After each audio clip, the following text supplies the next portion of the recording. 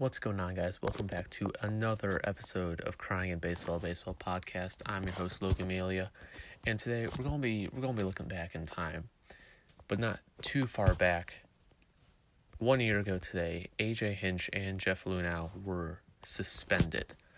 They were suspended because of their contributions towards the Astros sign stealing scandal, and just looking back on it, it was kind of insane, really, baseball world shattering.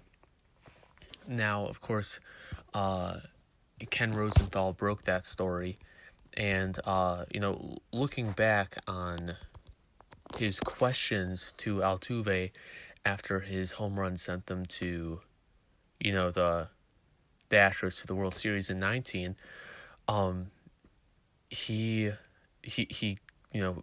asked Altuve, about, why he took his shirt off and all that stuff, or why he didn't take his shirt off. And,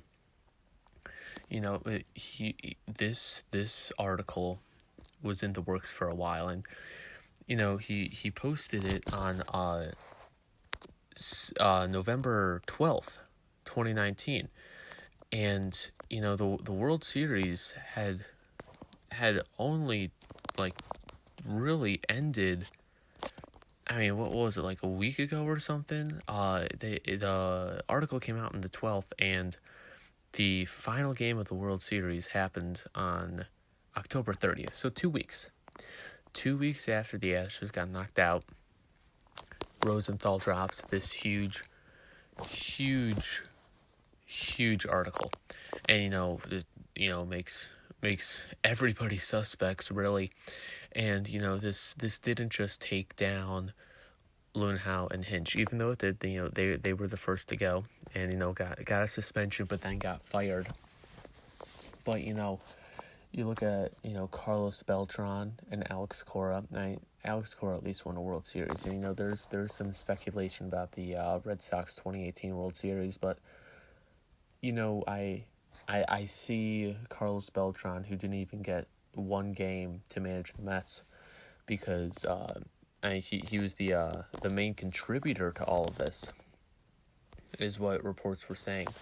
And that's disheartening, because I think of Beltran's days with the Royals and stuff like that, but it's the dust has settled. It's been a year since, and it's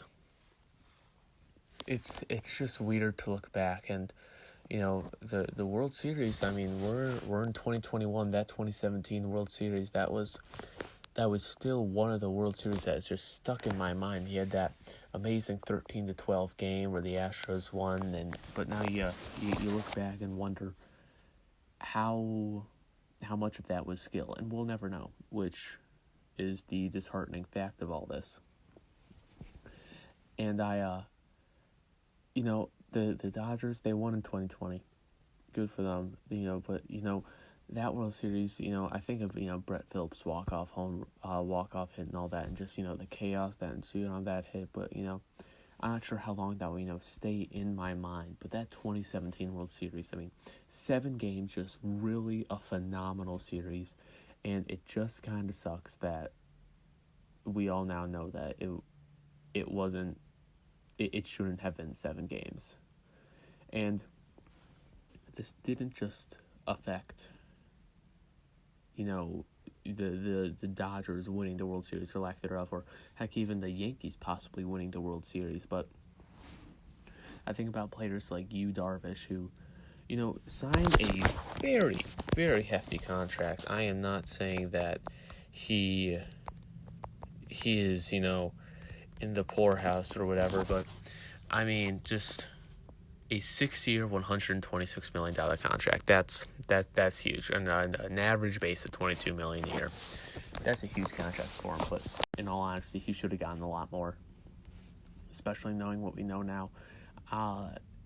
It's it's weird to think that the Astros, they didn't just affect the Yankees and Dodgers, but they affected what players' extensions were on the Dodgers. And the Cleveland Indians, get blocked by the Astros a couple times in the playoffs, and you got Alex Bregman saying, "No, put the Astros on prime time." It's crazy, and it's just disheartening.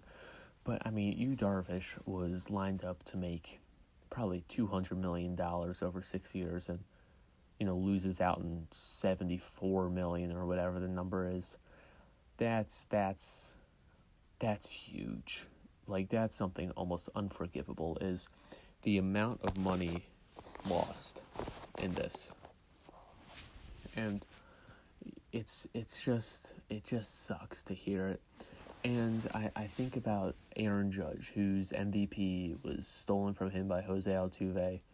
And, Judge won the Rookie of the Year that year. I mean, no questions asked. He was the best, right? He deserved that MVP in my mind. I mean, he was just so stellar his rookie year. And it's just rough to see. And, beyond that, you had Altuve, Aaron Judge, Jose Ramirez. Ramirez is always floating around there, but never seemed to really cross that threshold. But it's just, Altuve got 27 out of the 31st place votes. Judge got 2, Ramirez got 1. And Altuve had a rough year this year. Then again, you can't put everything on this 2020 season, but you look at a .219 batting average with 39 strikeouts and 5 home runs. Those are not even close to MVP numbers. I never said he's an MVP this year, but it's just without these sign stealing contraptions, it's difficult to see, how many Altuve shirts would be out there, how many of his jerseys would be in. Same thing with Bregman. I think Bregman and Springer both proved that they can do well without the sign stealing. I think it was Navi's help and all that stuff, but I think that they're both solid ball players. My respect for them is not all there based on what they did, but you move on from that, I guess. But I mean, Altuve was just the first year without stealing signs, just absolutely atrocious. Just, he falls from a batting average of, in 2017, 346 average, 2018, 316, 2019, 298. So that's almost 300. He had practically a 300 batting average, and I mean, even the year before, 338, 313, 341. We're not sure how long this sign stealing went on for, but we see him drop practically, 80 points in batting average, and that's practically unheard of unless you're coming back from some huge injury. And just the lack of respect people around the league now have for Altuve, because we saw his true colors this year, and his true colors are a .219 batting average with 5 home runs. And again, 60-game season, XYZ, yada, yada, yada. But it's just a punch in the gut to Aaron Judge seeing that. And, there's not a whole lot of, easy responses that they could have given out, and I feel like there's a lot of unresolved tension. And I think that kind of boiled over with the Athletics earlier this year when when the Athletics and Astros had a bit of a fight, when Ramon Laureano started, charging at the Astros dugout because he claimed they said something about his mom, but there's tensions boiled over because the Athletics know that they were screwed out of that playoff spot, possibly out of that division title. And that's another thing. You see the Astros beating the Athletics in 2017, 2018, 2019, all that stuff. Heck, 2016 they might have been doing the sign stealing stuff. I don't know, but that's. Those are some pictures right there. I think about, they're young pitchers that get brought up. They get 8 runs put on them in 4 innings. They're DFA'd, or just there's so many levels to what they did to hurting this league, and not only the league right now, but the league in the future. And just knowing that is just a bad feeling. And it's something the Astros will always, they'll, in at least this generation's mind, these people who lived through the Astros. I'm young. This is, besides the World Series win, which now is fraudulent. I will always think of the Astros as 3 things. Number 1, the 2005 National League champions who couldn't beat the White Sox in the World Series. Number 2, the 2017 World Series champions. And number 3, the fake 2017 World Series champions. And, beating out all these other teams in the future, it's just, teams like the Rays might have, made the playoffs that year because, in 2017 or 18 while their sign stealing was going on, because you see the Astros taking the division away from, the Athletics. So, hypothetically saying, the Athletics win the division, who knows, maybe the Angels make a push, maybe we get the best player in baseball finally in a playoff series that's no longer than 3 or that's longer than 3 games and not against the Royals. There's so many moving parts here that they affected, and it's just, looking back on a year from now, I'm still mad, which I didn't fully expect. I thought that there would have been some explanations, but Rob Manfred's report was horrendous. Granting them the players' immunity was a bad decision. Now, I don't know what else they could have done. I'm not trying to say I could have done a better job than Rob Manfred. I'm just saying what I'm thinking.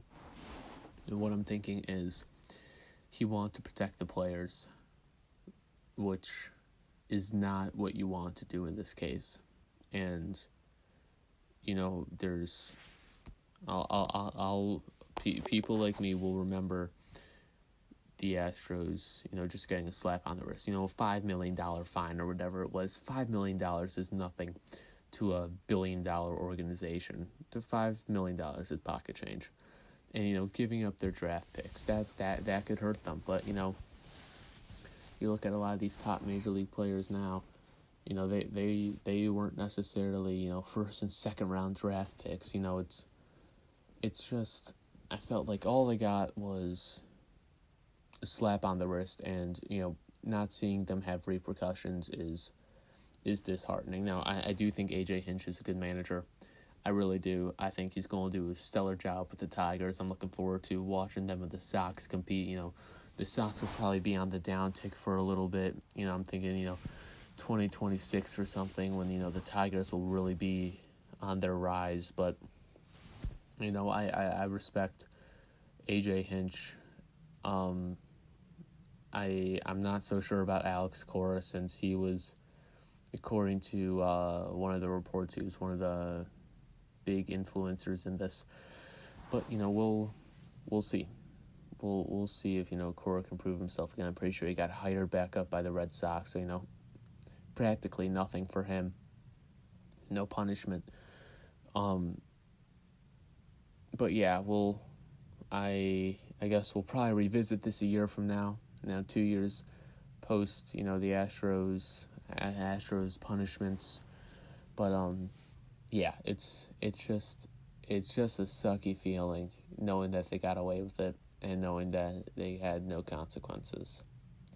So I know this was a little bit different than most episodes of Crying in Baseball, but I hope you guys enjoyed it.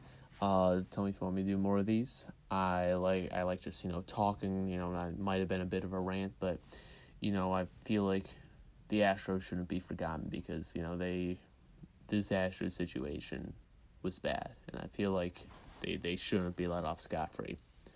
But anyways, thank you for watching or listening to Crying in Baseball podcast. I was your host, Logan. Thank you for listening. See ya.